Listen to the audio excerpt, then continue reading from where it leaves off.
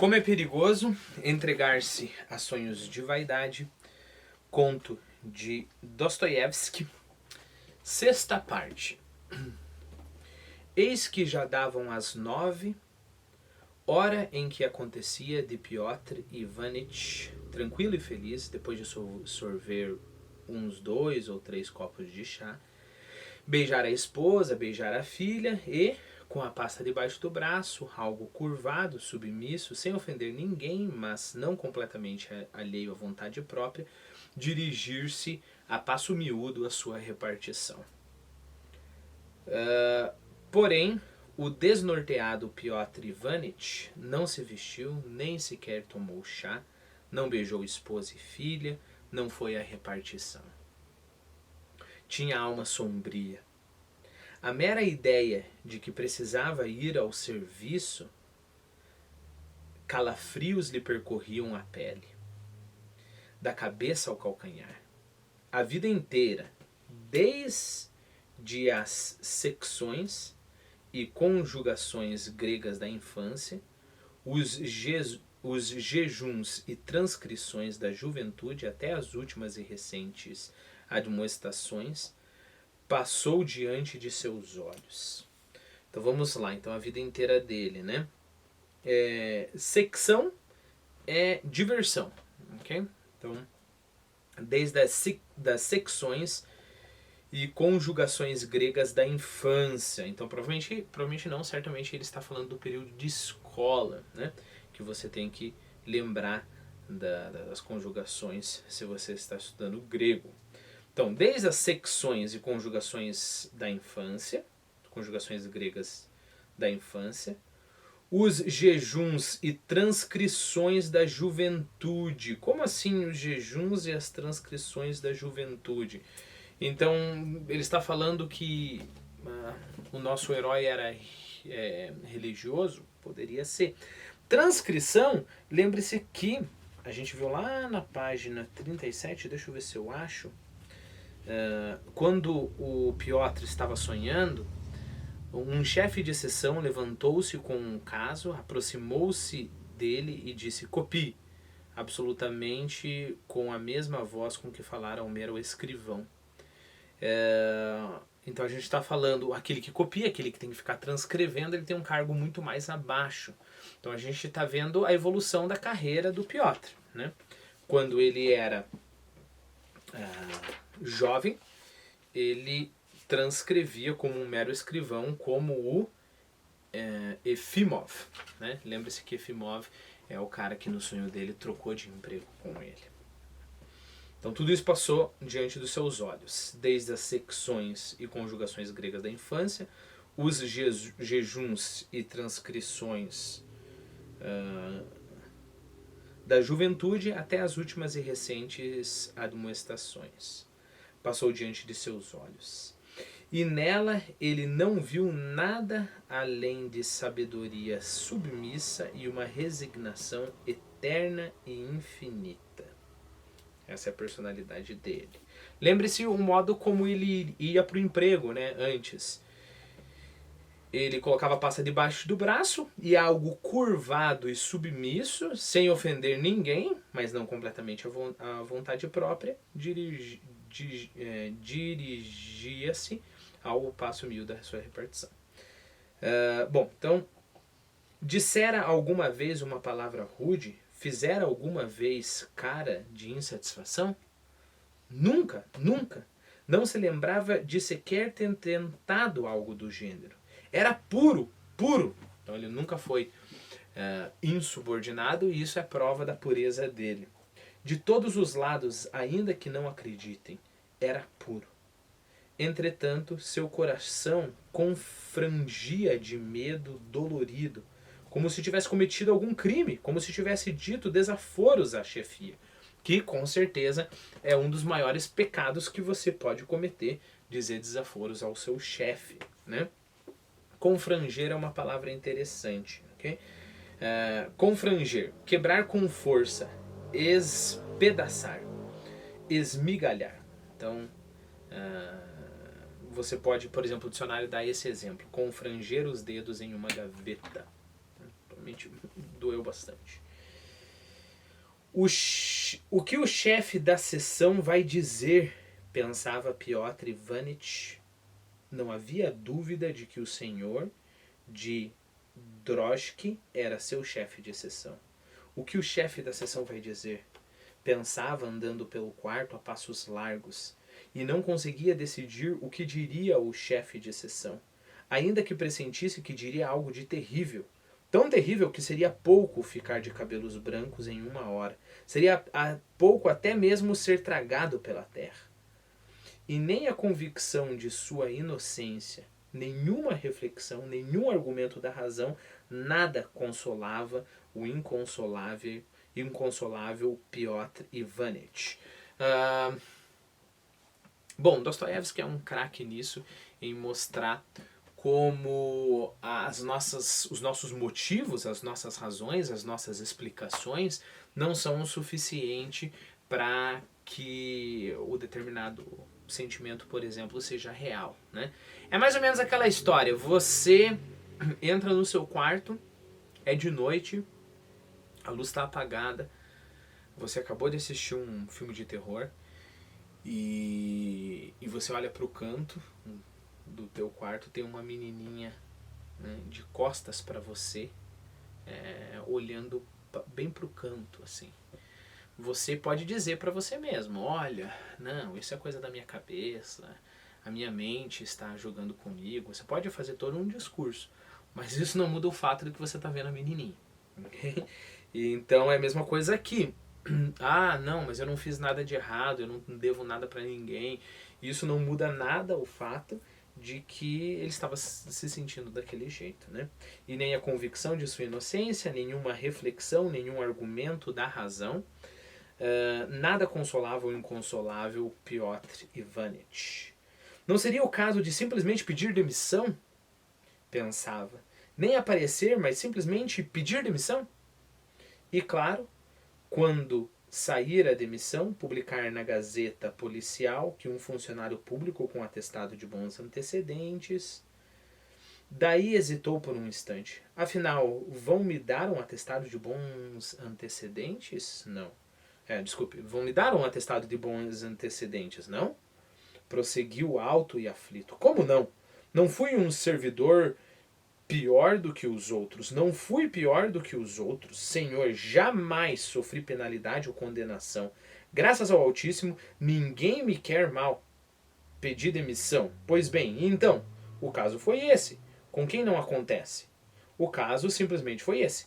Então seria bom publicar que um funcionário público com atestado de bons antecedentes, conselheiro titular, acho que não seria mal colocar, possuidor de tais e tais condecorações. Pois bem, o funcionário público, assim é assado, possuidor de tais e tais condecorações, um bom funcionário, melhor, um funcionário confiável, busca emprego de administrador de propriedade, impreterivelmente nas províncias da pequena Rússia, em condições favoráveis para o proprietário. Sim, sim, nas províncias da pequena Rússia é melhor. O clima é mais quente e o povo é mais simples. O povo é mais simples. Isso é que é importante. Senhor, o povo é mais simples. Olha só que coisa. Ir me enfiar em Kostromá, em Iaroslável. Ui, lá é velhaco atrás de velhaco. Lá todo mujique sabe ler e tem um casaco azul. Eu sinto interromper esse fluxo dele, porque eu acho muito interessante a gente estar ouvindo agora a voz dele, e é claro que a voz dele é toda confusa, mas eu tenho que fazer algumas observações. A pequena Rússia é a Ucrânia, né, antes do século XX, né?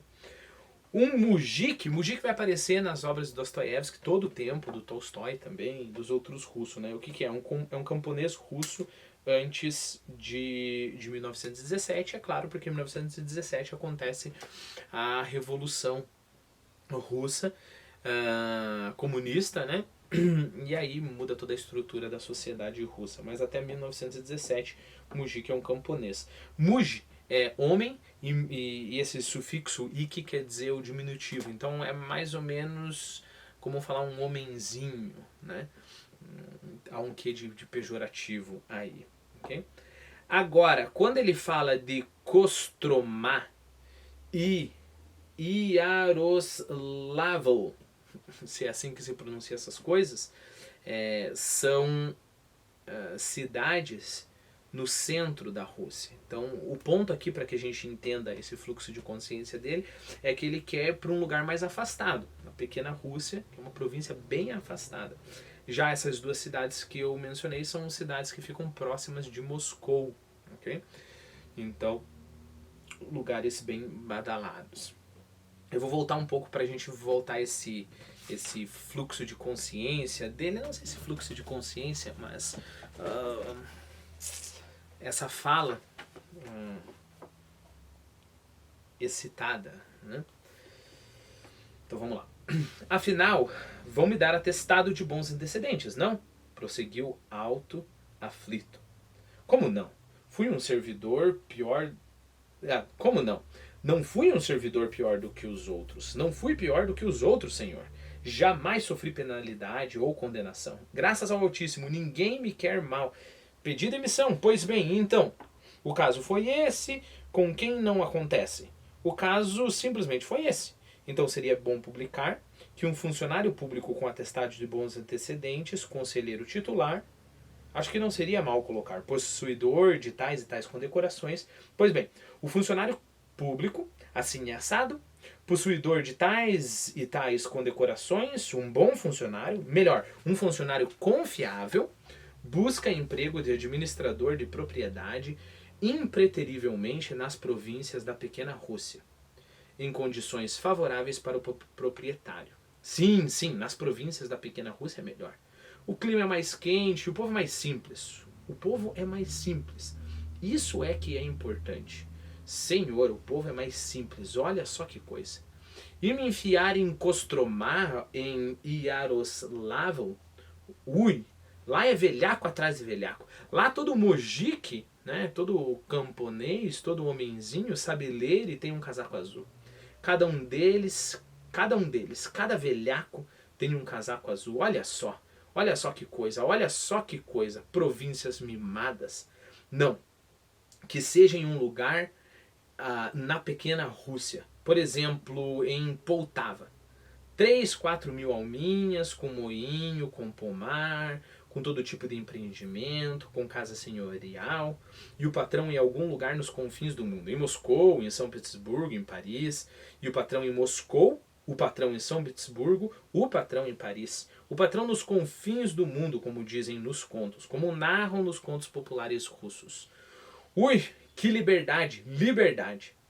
Daí, Piotr Ivanitch esfregou as mãos de satisfação, pois de fato já se sentiu administrador dessa propriedade, coisa em que o homem russo é muito veloz. Quer dizer, o homem russo é muito veloz em se sentir um administrador de uma propriedade sem ser ainda o administrador dessa propriedade. Sim, só que a desgraça, prosseguiu, reconsiderando de repente e voltando a ficar com a boca completamente escancarada, como se estivesse comendo mosca. Só que a desgraça é que ninguém vai contratar por causa do sobrenome administrador. Em suma, já dá para ouvir o alemão, algum Karl Ivanitch Briesenmeister, ou outro ainda mais esperto. Ele está falando que geralmente administradores têm nomes alemães, né? Então ele está imaginando o nome dele de uma forma alemã, né? Karl, que é um nome bem alemão, lembre-se de Karl Marx, né? Karl Ivanitch Briesenmeister. Ou outro, Briesenmeister. Ou outro ainda mais esperto, para que o mujik nem pense em ousar pronunciar corretamente, para que sua língua trave na garganta. Afinal, será um sobrenome alemão, ainda que os sobrenomes alemães se pareçam. Com que? Panquecas. Você fica com panquecas na boca, panquecas quentes, engasgando. Que está falando, então, vamos lá, né? É importante porque aí os mujiques, lembre-se, você vai ser o encarregado, os mujiques vão reportar a você. Você vai ser o chefe dos mujiks. E se eles não conseguirem pronunciar o seu nome, ou se eles se embananar para pronunciar o seu nome, como eu fiz aqui ao tentar pronunciar Briesenmeister, né? Melhor ainda, que eles te respeitam mais. E aqui, nosso herói, pela primeira vez na vida, lamentou ter um sobrenome russo, com o qual estivera permanentemente satisfeito ao longo de 40 anos, chegando até a agradecer a Deus por ele terminar em Ov e não em Ski. E ainda, nosso herói continuou a matutar. Eu não tenho essa postura, a postura que corresponde ao título de administrador. Não tenho, olha que desgraça. A desgraça é que eu, desgraçado, preciso de uma postura correspondente ao título. E não tenho a postura correspondente ao título de administrador. Não tenho essa postura de jeito nenhum. Olho como se tivesse medo de tudo, por algum motivo, e caminho como se pedisse perdão aos capachos por pisoteá-los com meus pés indignos. E levo no rosto tamanho servilismo, tamanho, que nem dá para dizer. Não dá, de jeito nenhum. Não há palavras suficientes para dizer em bom estilo na língua dos homens. Olha como ele é. Olha que homem de negócios. Olha que homem de negócios matreiro. Matreiro é sábio, experiente. Pois bem, como é sabido, pelo ofício que você segue, mede-se também o grau de importância da sua pessoa. Mede-se o grau de importância e a sua situação na sociedade. Daí é preciso para o homem parecer uma águia, que ele tenha inscrito no rosto que ele e o diabo não são semelhantes, para agir com ousadia, decisão, agir de mão aberta, e saberia assim, com franqueza, não desprovida de benevolência, proferir oportunamente uma e outra palavrinha dura. Olha como é. Para dar nisso, precisaria sair falando de forma macarrônica, para que o mujik não ousasse nem olhar para ele, mas apenas dissesse com uma profunda reverência: estou ouvindo, meu pai, Karl Ivanitch. Não, onde ele está? Talvez ocupado com negócios. Essa toda é a fala do Ivanitch, né?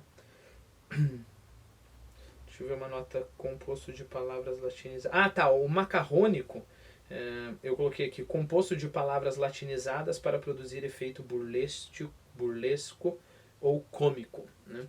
Então, seria falar de forma macarrônica, cheio de palavras latinas, cheio de palavras difíceis para um russo. Mas as ocupações com negócios se revelaram inconvenientes. Então aqui volta o narrador, né? Piotr Ivanitch pensou e acabou concluindo que, por mais que revirasse o assunto, deixar o serviço era desvantajoso, nocivo, em uma palavra, insensato em todos os sentidos. Dessa forma, com um aperto no coração, resolveu ir para a repartição. Que seja o que tiver de ser. Talvez não haja desgraça alguma, talvez tenha sido apenas uma impressão, e na verdade não haja nada. Por fim, até chegou à conclusão de que talvez tenha sido bom o chefe tê-lo visto na rua. Pode ser, vai saber, que se interesse por ele, libere a subvenção de uma vez. Sim, sim, repetia Piotr Ivanitch. Subvenção é subsídio, mesma coisa que subsídio, ou um auxílio em dinheiro, né? Então provavelmente havia lá prêmios para os funcionários, plano de carreira, esse tipo de coisa, né? E o nosso Ivanitch estava esperando uma subvenção que o chefe ainda não tinha liberado. Sim, sim, repetia Piotr Ivanitch. De fato é bom. E enquanto isso, sentia calafrios. Novamente, esse desacordo com o que ele, entre o que ele afirma e o que realmente ele sente, né? Não, isso é bom, isso é ótimo, o chefe não vai ter problema nenhum, talvez até seja bom. Mas enquanto isso, ele sentia calafrios. Empregou 3 dias para curar os diversos machucados e manchas azuis e para se assegurar de que era benéfica a decisão de não desanimar. Lembrar-se de que as provações que nos são enviadas neste vale de lágrimas servem para elevar a coragem espiritual. e de que o homem não necessita de uma alma imortal caso se aniquilasse e sucumbisse. Desculpe, e que o homem não necessitaria de uma alma imortal caso se aniquilasse e sucumbisse à infelicidade. Então, se o homem fosse isso, aquele que se sucumbe à infelicidade, ele seria simplesmente um mero mortal. E é claro que ele está usando o vocabulário religioso, né? Por causa disso ele fala da imortalidade, por causa disso ele fala servem para elevar a coragem espiritual, vale de lágrimas também remete ao contexto religioso.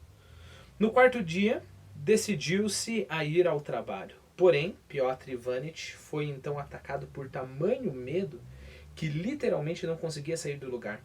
E por algumas horas, absolutamente pronto, lavado, barbeado, de fraque, pasta debaixo do braço, ficou sentado, como que pregado na cadeira, fitando de forma insensata as 3 cabeças que formavam um grupo em frente a seu portão. Quando voltou a si, já eram 11 horas.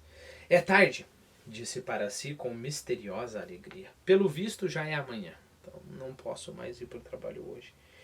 E nesse mesmo instante que ele chegou à conclusão que já é tarde, já é amanhã, então se eu for fazer isso, eu só posso fazer isso amanhã. Pegou o chapéu, vestiu o capote e galochas e saiu correndo para a rua. Bom, a gente poderia tentar achar situações análogas na vida, eu acho que não é muito difícil. Que você está numa situação extremamente difícil e as suas decisões simplesmente acontecem a despeito de você, né? Repare que o nosso Ivanitch tem uma personalidade bem fraca, né? Então ele se deixa ser levado pelos impulsos, quer seja impulso de coragem, entre aspas, ou impulso de covardia. Ficar 3 dias em casa e decidir-se ir para o trabalho. Então ele saiu correndo para a rua. Correu com velocidade extraordinária, sem prestar atenção em nada, nem sequer olhar pelas janelas, embora adorasse olhar pela janela, sabendo que, ao olhar por uma janela, podia ver muita coisa boa. Correu para o serviço.